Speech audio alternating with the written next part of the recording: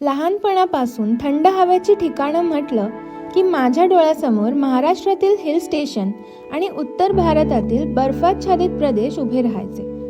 पण हैदराबादला स्थायिक झाल्यानंतर दक्षिण भारतातील थंड हवेच्या ठिकाणांची ओळख मला हळूहळू होऊ लागली. नमस्कार, मी मृण्मयी. आज पहिल्यांदाच माझ्या चॅनलवर मी एक ट्रॅव्हल व्लॉग घेऊन येत आहे. डिसेंबरच्या पहिल्या आठवड्यात आम्ही कोडाईकनालला गेलो होतो. तामिळनाडूमधील सुंदर प्रसन्न हिल स्टेशन. कोडाई म्हणजे भेट, कानल म्हणजे जंगल, गिफ्ट ऑफ द फॉरेस्ट. कोडाईकनालला पोहोचण्यासाठी आधी मदुराई किंवा कोइंबतूरला जावे लागते. तिथून प्रायव्हेट कॅब, शेअरिंग कॅब किंवा कोडाई बस स्टँडपर्यंत जाणाऱ्या बसेसनी प्रवास करता येतो. रात्रीचा प्रवास करून सकाळी लवकरच आम्ही पोहोचलो कोडाई बस स्टँडला आणि तिथून आलो कोडाई रिसॉर्ट हॉटेलमध्ये.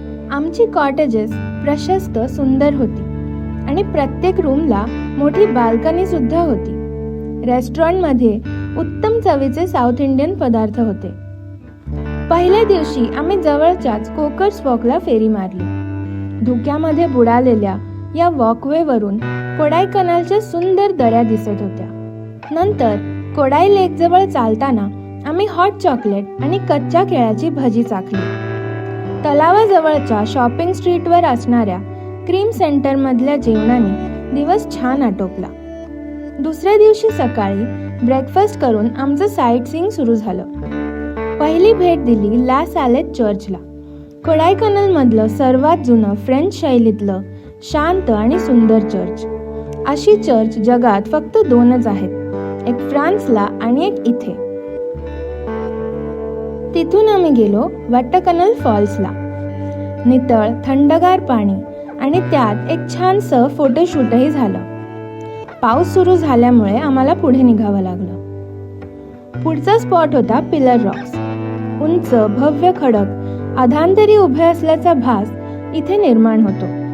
धुकं जरी दाट असलं तरी इथला वारा आणि शांतता यांनी वातावरण अप्रतिम झालं होतं. इथेच आम्ही गरम मॅगी आणि हॉट चॉकलेटचा आस्वाद घेतला.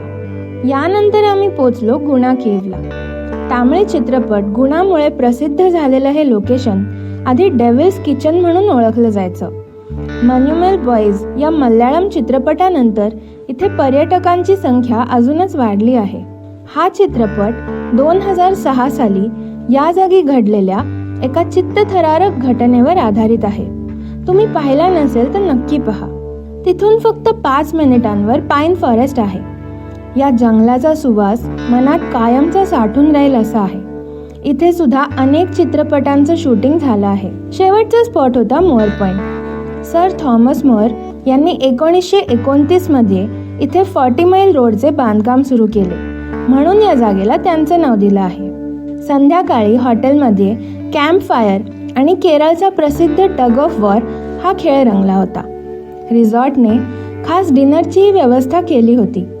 थंडीत आमच्या आवडीचं गरमागरम जेवण खूपच मजेदार वाटलं. तिसऱ्या दिवशी सकाळची सुरुवात झाली स्विमिंग पूलमध्ये डुबकी मारून. 1 अंकी तापमानातलं पोहणं म्हणजे जबरदस्त अनुभव होता. ब्रेकफास्ट नंतर अर्धा तास कोडाई लेकमध्ये बोटिंग केले. हा तलाव मानवनिर्मित आहे. इथे 2 माणसांसाठी व 4 माणसांसाठी अशा पेडल बोट्स आहेत, तसंच रोईंग बोट सुद्धा आहेत. तलावाभोवतीची ब्रिटिशकालीन घरे पाहत शांत पाण्यात छोटीशी सफर केली. त्या दिवशी ऊन जरी पडलं असलं तरी पाणी मात्र खूप थंड होतं. यानंतर तलावाकाठीच सायकलिंग केलं. सिंगल आणि डबल असे 2 पर्याय सायकल्समध्ये उपलब्ध होते. सायकलिंग नंतर थोडी शॉपिंग करून पोचलो शेवटच्या ॲक्टिव्हिटीसाठी. आयुर्वेदिक spa, Shirodhara, foot massage, steam bath या रिलॅक्सिंग ॲक्टिव्हिटीज नंतर वेळ कसा निघून गेला ते जाणवलंच नाही. हॉटेल स्टाफचा निरोप घेऊन आम्ही कोइंबतूरला परतणार होतो, पण फ्लाईट कॅन्सल झाल्याचं वेळेवर कळल्याने तिरुनेलवेलीहून निघालेल्या बसनी शेवटी कोडाईपासून 20 तासांचा परतीचा प्रवास करून आम्ही हैदराबादला परत पोचलो. कोडाईकनालला जायचा योग्य सीझन उन्हाळ्यात जरी असला तरी या दाट धुक्यात आम्ही ही जादुई जागा अनुभवली.